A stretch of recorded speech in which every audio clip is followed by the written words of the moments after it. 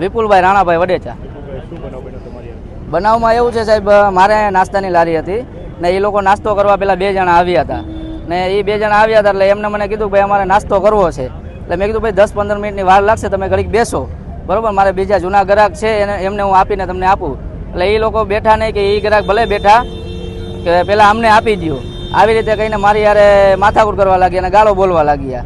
તે પછી એમને અન્ય શખ્સોને ફોન કર્યો, એમાં જે વ્હાઇટ ફોર્ચ્યુનર એક આવે છે, જે માણસો આવે છે એમાં વ્હાઇટ ફોર્ચ્યુનર આવે છે અને વ્હાઇટ ફોર્ચ્યુનરમાંથી દેવસિંહ બાબુતર ઉતરે છે, દેવસિંહ બાબુતર ઉતરે છે અને એના ભેગા 2 જણા બીજા હોય છે ને દેવસિંહ બાબુતર ગાડીમાંથી પાઇપ કાઢી અને એ શ્યામ બાબુતર અને કિશન સરસિયા ત્રણેય પાઇપ કાઢીને લોખંડના પાઇપ વડે મને અને મારા મિત્રને જે મારી સાથે કામ કરે છે એમને બંનેને મારવા લાગ્યા, ઢોર મારવા લાગ્યા।